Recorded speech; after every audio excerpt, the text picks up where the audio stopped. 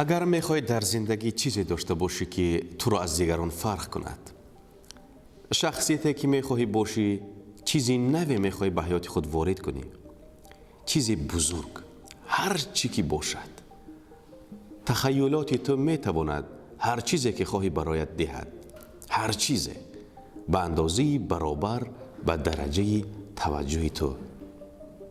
خوب، چگونه توجه به خواهش‌های خود ظاهر میکنی؟ یکی از بهترین گفته‌های اینشتین این است که گفته است تخیلات مهمتر از دانش است. دانش محدود است، تخیلات باشد جهان را در بر میگیرد. منطق شما را از نقطه A تا به نقطه B میبرد. تخیلات باشد به هر جایی که خواهد میبرد. آرزوی آینده خویش را به واقعیت امروز تبدیل ده. توسط به خود بخشیدن این احساس که آرزویت عملی گشته است، تو همان کسی هستی که خود را احساس میکنی و تو همانی هستی که آفریده شده ای. در وجودت آن احساسی را جای نما که میتوانستی داشته باشی. اگر الکی به آرزوی خویش میرسیدی، در آن صورت آرزویت باید که عملی گردد. پس با احساسی بودن شخص زندگی کن که میخواهی باشی. آن وقت حتما آن شخص خواهی شد. ببینید ناصر خسرو چگونه زیبا میگوید: تو چون اختری خویش را میکنی بعد، مدار از فلک چشمک اختری را. اگر این احساس آید به آنی که میخواهی باشی در وجودت پیوسته باشد، تا آن وقتی که این احساسی اساسیت گردد، رسیدن به آرزوی خویش کاملا حتمی میگردد. نخست باید احساسی عملی گشتن آرزویت را در همه پهلوهای حیات خویش در وجودت جای نمایی. نگذار که اندیشه دیگران تلاشت را برای رسیدن به آرزویت معین نماید، زیرا این تویی که اختر خویش را میتوانی نیک گردانی یا بد. پس نگذار که گفته‌های در اینترنت تو را از راه خود بازگردانند. نگذار که تحقیقات در این سمت برایت مانع ایجاد کنند. نگذار که دیگران به تو گویند چی برایت امکان پذیر است و نه. به کامیابی وقت دوچار میگردی که انتظارش را به این زودی نداشتی.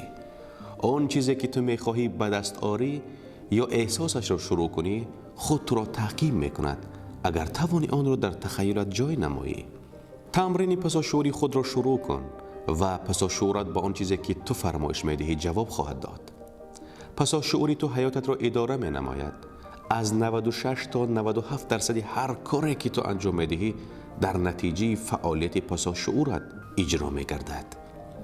و وقتی پساشورت تمرین و دستور میگیرد، به هر چیزی که شعورت در آن جای کردنی می شود جواب می دهد. تو سازنده خویش هستی. این است معما. این بزرگترین سر است که از آن پیامبران و عرفانیان تا فالبینان هر دور و زمان آگاهی داشتند. این حقیقت است که تو تنها با دانش خود هیچ وقت نمیتوانی درک کنی. اکثر آدمان در زمینی باورهای خود در حیات به جای رسیدن که امروز هستند. نه تنها باورهایی که فکرش را داری و در روی آبند، بلکه آن باورهایی نیست که زیر آبند و برایت ناعیان. این باورهای زیر آبی یا پساشعوری تو را از رفتن به سوی حیاتی که باور داری سزاوارش باز می‌دارند. آن چیزی که من می‌دانم این است که اگر با آن باورهای زیر آبی و با باورهایی که تو را در پساشعوری تو نشستند و از ذهن تو عبور می‌کنند، با آن باورهایی که به تو میگویند که تو به طور کافی خوب نیستی، تو به طور کافی دانا نیستی، تو کافی نیستی، نظر نیفکنی. اینا باورهایی هستند که از ذهن بسیاری ها عبور میکنند.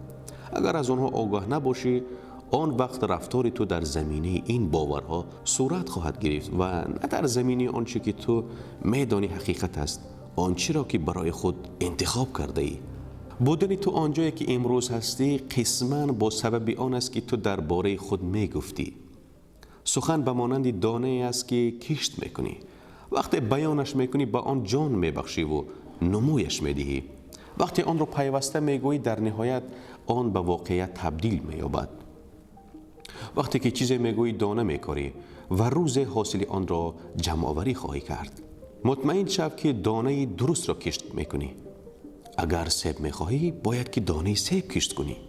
اگر گندم میخواهی نباید دانه جو، سبزی یا کرم کشت کنی. آنچه که کشت کرده ای عیناً حاصل آن را خواهی دروید. ببینید مولانا حافظ در این مورد چی زیبا و دلکش و دلنشین گفتند. دهقان سال خورده چی خوش گفت با پسر که ای نور چشم من بجز از کشتن ندروی. به عباره دیگر نمیتوانی منفی گویی و انتظار زندگی شایسته باشی. نمیتوانی بد گویی و انتظار حیات خوب و گوارا باشی. نمیتوانی به زبانی مغلوب شده سخن گویی و انتظار پیروزی باشی. نمیتوانی فقط از نداشتن گویی و کم از توانش را ندارم، هیچگاه به پیش نمیروم و انتظاری سیری و پوری باشی. اگر لفظی فقیر داری، حیاتت نیز فقیر خواهد بود. بهتر است در گفتگو با خود بیشتر این سخنان را بگوییم: بخت یاری من است، من قدرتمندم، من به آرزوهایم میرسم، من قرضهای خود را قریب به پررگی برمیگردانم.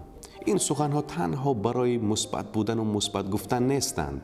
تو به این وسیله پیروزی و موفقیت خود را پیشگویی میکنی، کامیابی خود را پیشگویی میکنی، مرتبه های نو خود را پیشگویی میکنی.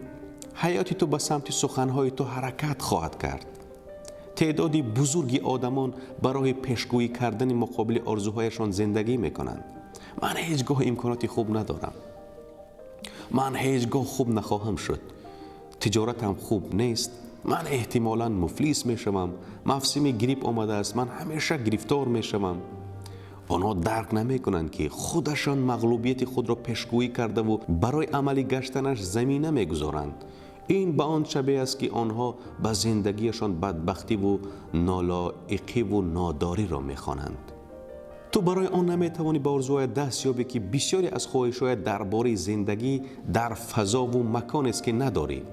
برای همین قصه زندگی جیم کری خیلی تاثیرگذار است، چون او شروع کرد حیاتی را که نداشت نقش بازی کند، آنچنان که گویا الکی همه آنچه را که میخواست داشت. او به هالیوود میرفت و وقتی برگشتن از آنجا به خود فکر میکرد که من همه آن چیزها را دارم، من فقط تا حال دسترسی به آن چیزها را پیدا نکردم. من باور دارم که همه چیزهای خواستم به دستم می آیند. حالا باشد آنچنان رفتار خواهم کرد که گویا همه را دارم. در حیات به پیش می روم. همین طور اگر تو درباره این واقعا فکر کنی، چرا من در زندگی آنجای قرار دارم که هستم؟ تصمیم های تو در زندگی از همین باورهای حقیقت خیش سرچشمه گرفتند. فرصت همین حال است. همین حالا فرصت است که خود را نشان دهی. این فرصت است که به خودت باوری حاصل کنی. همین حالا فرصتی آن است که بزرگ بودن یک چیزی معمولی و دسترس باشد. آدمان در این دنیا از همدیگر دوری می جویند با سبب بزرگ بودنشان، برای از دیگران فرق کردنشان. اما حالا فرصت است که بزرگترین شکل خود باشی. خواندن مغلوبیت را به حیات خیش بس کن. شبهه کردن به عاقبت نیکی کار خیش را بس کن. باید هدفهای خود را روی کاغذ نویسی. آن چیزی را که می‌خواستی در حیات خود ببینی بنویس. هر کاری که در آن رنج بسیار می‌کشی، سمتی که در آن باید بهتر شوی، همه را آنچنان نویس که گویا الکی نائلش گشته‌ای. و بعد از این هر روز این نوشته را تکرار و اعتراف کن. چند مراتب آن نوشته ها را با صدای بلند بخوان. تنها فکر کردن کفایه نیست. وقتی ما سخن میکنیم چیزی رخ میدهد. تو باید آینده خیش را پیشگویی کنی. آن گفته ها وارد به وجودی تو میشوند. آنها نه تنها دیدی تو را دیگر میکنند، بلکه کی بودنی تو را نیز دیگر میکنند. سخنهای تو واقعیت تو خواهند شد.